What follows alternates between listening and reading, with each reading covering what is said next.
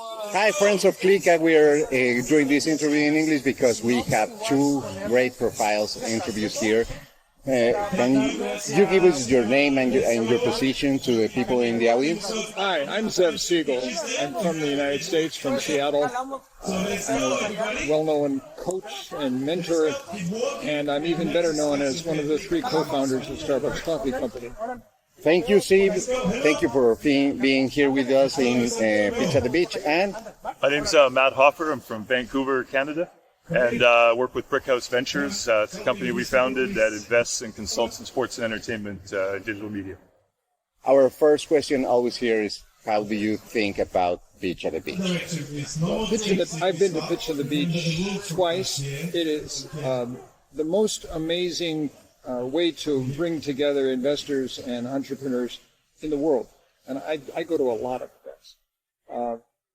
Pitch at the Beach removes all the formality so that investors and entrepreneurs are sort of equal, and they can have really great conversations and lots of networking. And for you? Yeah, for me, this is my first time here, and I didn't know what to expect, and it's pretty amazing. It's as he was saying, you remove all the formality. Everybody's in bare feet and wearing our hats, and we don't have to dress up in suits and ties. Yeah, and these interviews are almost a little bit in that way. We want to know things that you don't talk about in many interviews. For now, from you, Zev, I would like to know, how is your perspective of the entrepreneur in the world, but in feeling? How do you feel the people that are in the entrepreneur world? Well, I work with a lot of first-time entrepreneurs, the young ones. People generally 25 to 30 years old. They have a good idea, and when I'm working with them, it's how do you fund the company? Where's the capital going to come? That's my focus. And in general, I would say that entrepreneurs are a very optimistic group of people. Sometimes within reason, sometimes they're optimistic in a good way. Sometimes they're too optimistic, and they're very positive. So it's really exciting to be around a lot of them, like at this event, because they have this outlook on the world that things are going to be okay eventually. And they're working on it. Yes, they're working to make the things better.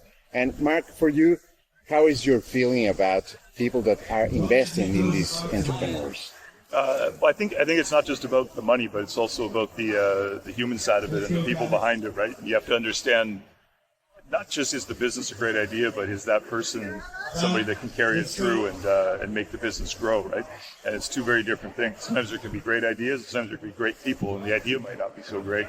And eventually they find their way into what it is, right? And you have to respect entrepreneurs. It's a huge risk they take. And there's always something else going on in your life, whether it's a medical problem, a financial problem, a family problem. So it's not just about the business. You have to remember there's lots going on behind the scenes, right? Here I'm going to find a bridge that I want to touch. How do the entrepreneurs, or how do you see the biggest barrier between the entrepreneurs and the investors? Well, that's a very good question, because there is sometimes a gap.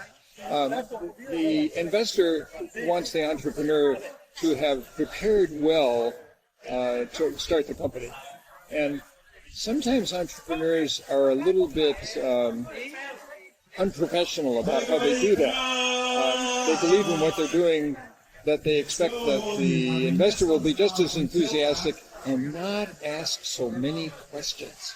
But that's not the case. So the reason I enjoy working with entrepreneurs when they're getting ready to talk to investors is that is the moment in their life when they are the most receptive to outside information, because they really want to be able to talk to investors and they want to do it successfully.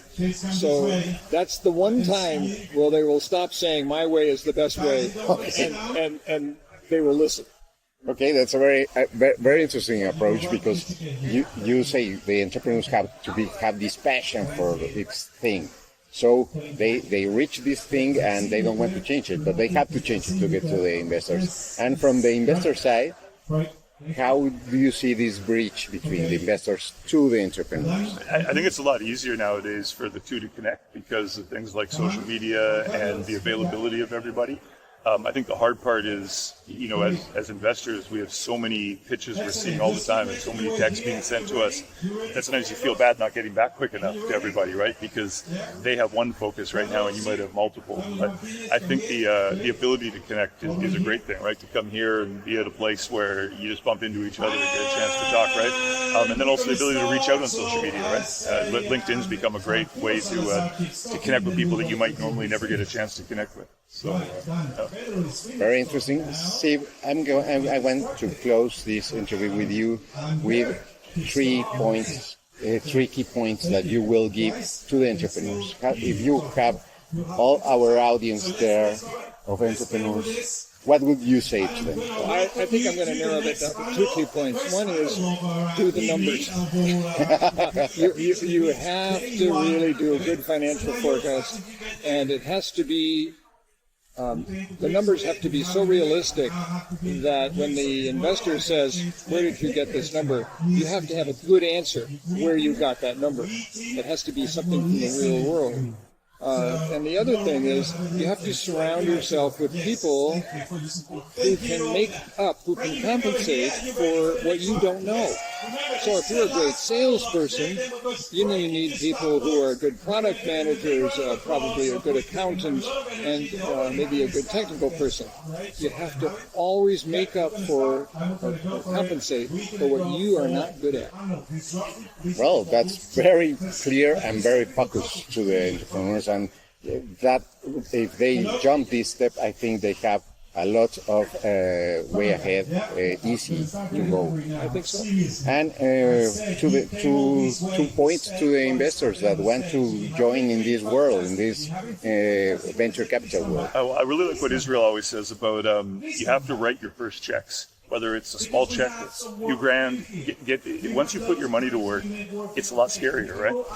I used to work as a stockbroker and trader and in wealth management, and the hardest part is buying that first stock. You can have the greatest paper trading account, but it doesn't mean anything until your money's at risk, because then you have sleepless nights and worry, and you see your bank balance move around. So I think you got to take the plunge and do it, and don't worry, no check's too small to get started. We're a small fund. We work with seed stage companies and angel rounds. So, and then I think the other thing is be open to being nice to the entrepreneurs, listening to them, hearing their stories, getting back to them, and staying in touch. You don't have to just, sit like you're above everybody, because we're all the same. We're all equal, and you just got to be available for people. Well, this pitch at the beach is, as you say, this unique event in the world that gives this forum that can put together at the same level investors and entrepreneurs. That's correct, and it's the way to go.